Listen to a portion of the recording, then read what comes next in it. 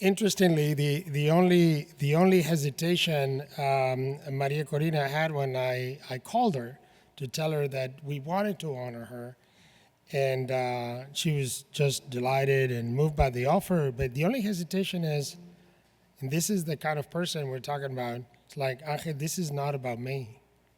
I am just a visible face of this movement. This is a whole movement. This is a change. It's something that is happening in Venezuela society that is goes way beyond me.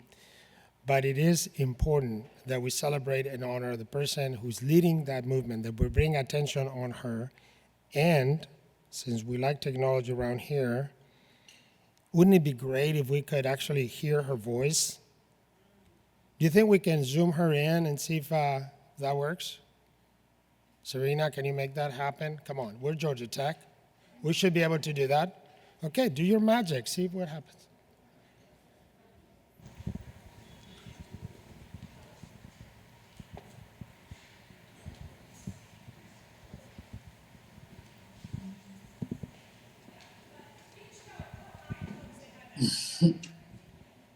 María Corina, ¿me oyes?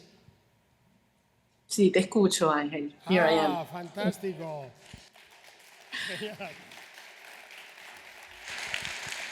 Thank you so much. No sé, aquí mejor. María Corina, oye, qué sorpresa, estamos encantados de que te puedas conectar con nosotros. We're so thrilled that you're with us today. By the way, I just met your daughter. She's your spitting image. It's amazing. It's incredible. Anyway, tell us, we've been talking about you. You've been patiently hearing all the things we've talked about Venezuela, and we want to hear your voice. We want to hear what you're up to these days and what this means to you. The floor is yours. Well, thank you so much. This is a tough moment for me to address you. I am very moved, honored, and grateful to you, Angel, President Cabrera, members of the selection committee, to the Allen family, to the Glenn Family Foundation, of course, Ambassador Shapiro, Jenny Lincoln, Eric Burnsworth, and Ralph Romo, and of course, all of you distinguished guests, my children, my two children and their couples are there also, and it's a way to have the family together, to feel the family together, and it's such a great honor that Georgia Institute of Technology has recognized me and the Venezuelan people for this prize of social courage, and remarkable leaders such as President Carter, who recently left us, preceded me in this great distinction. And I insist what I told you, I accept this and as part of a huge civic movement. Social courage is what Venezuelans have proven to have.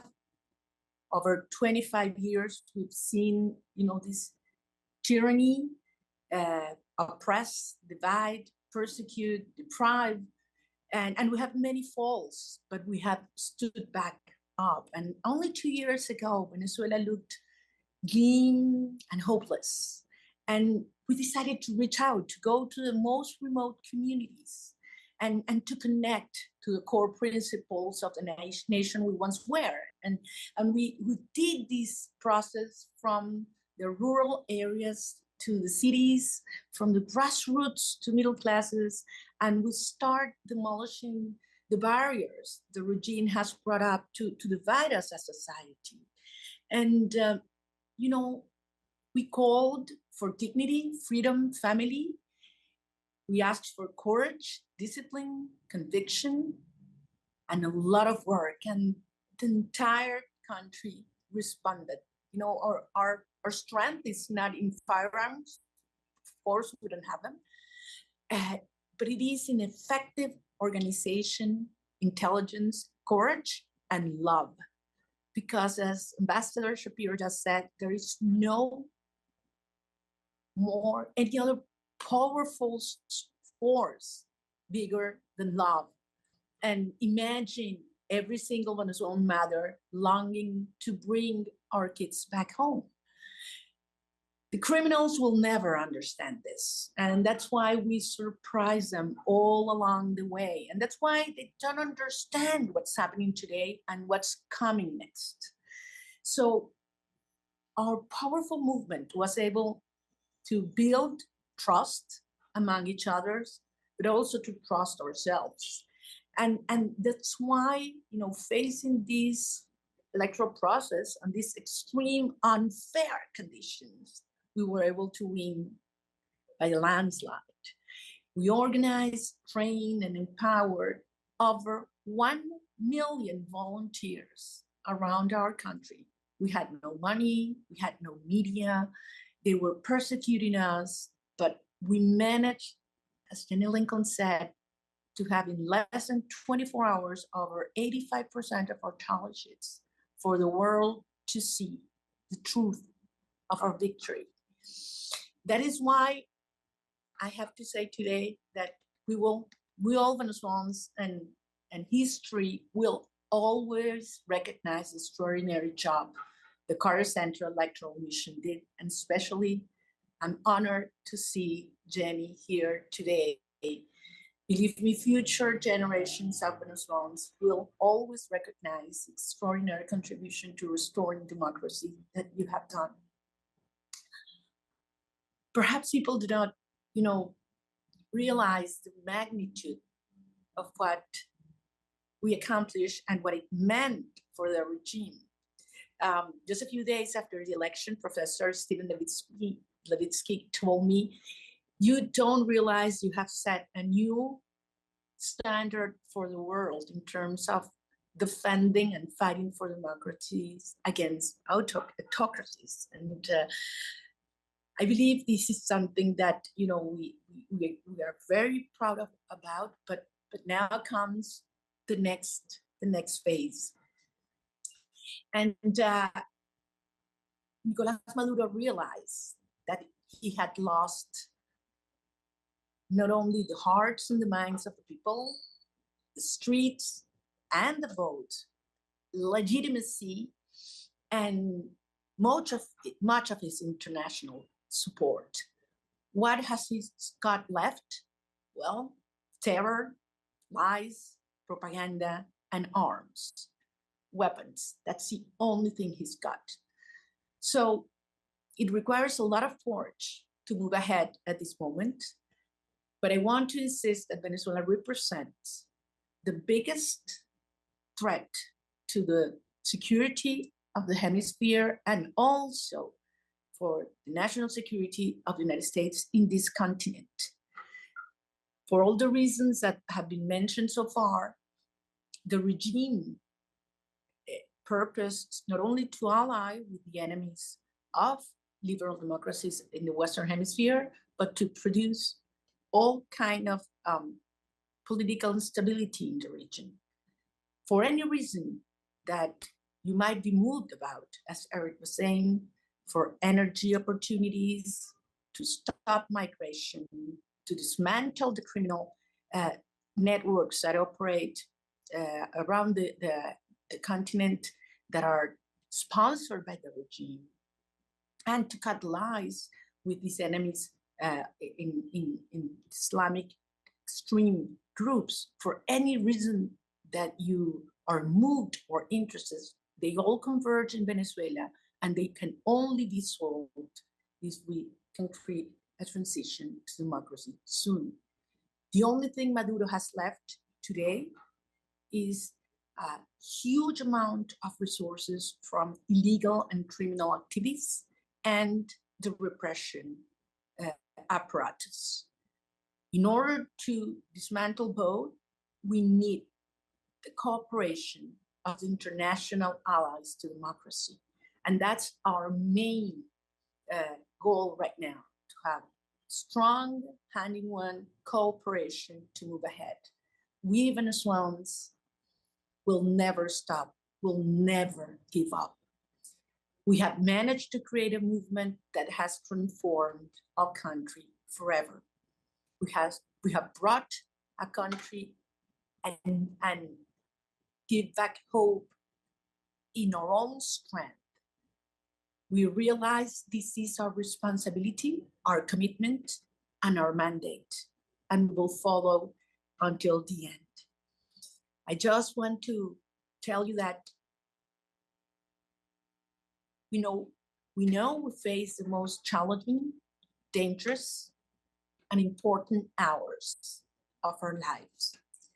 And I want to ask you to trust the Venezuelan people. We will get it done.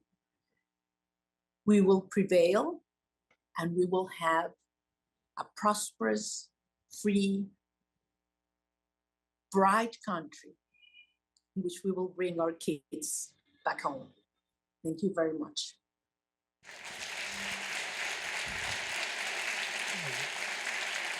Thank you.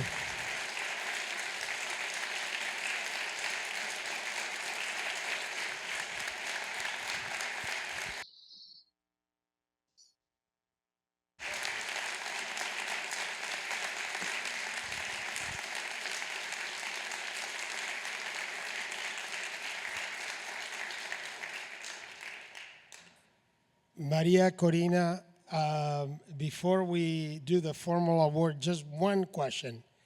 There are a few Georgia Tech students in the room today and others watching, others will be watching. And they're probably wondering where you find that courage. They're probably wondering, will I ever find that courage in myself to drive change in something that I so passionately care about? Any word that you have for them? I'll go back to Alvaro, who I want to thank, my good friend who's there. In your heart, you find the answer in your heart. I only conceive my life in Venezuela and in freedom. So actually I have no option but doing what I am doing right now. But I trust our people. I know what we are capable of.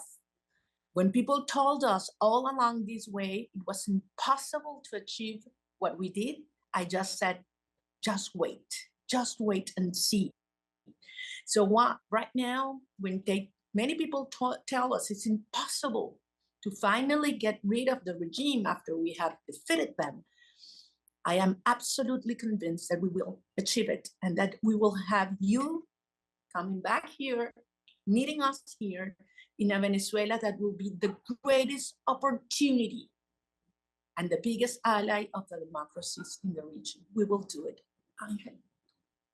Thank you so much.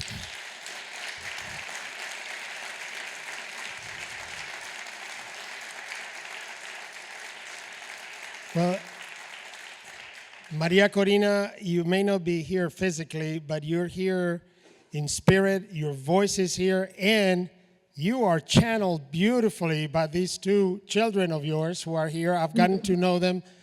You've raised an unbelievable family, and I think they flipped a coin and they decided Ana Corina is going to represent you on stage. So Ana Corina, come join me.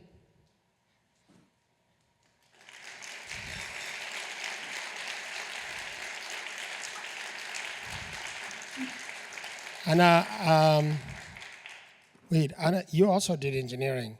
I did. Yes, but Ana Corina, unfortunately, she didn't go to Georgia Tech, but she went to University of Michigan, which is pretty awesome as well. And then, as you heard, she went to Harvard Business School.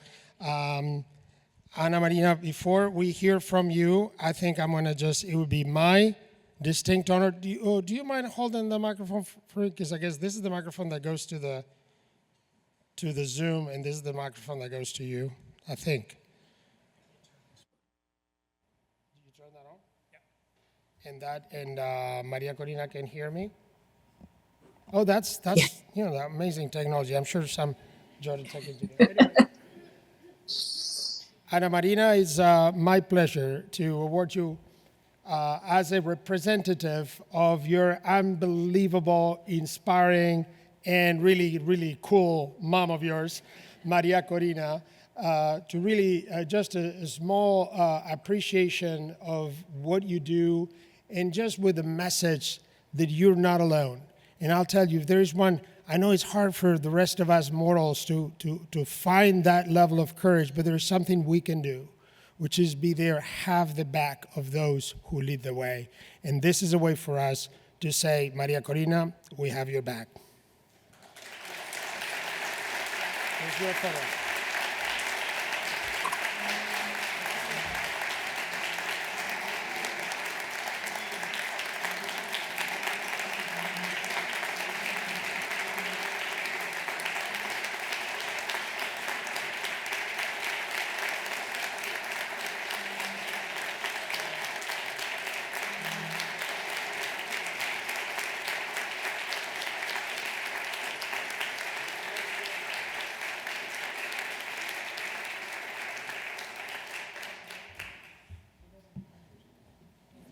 My mother's still there, I hope.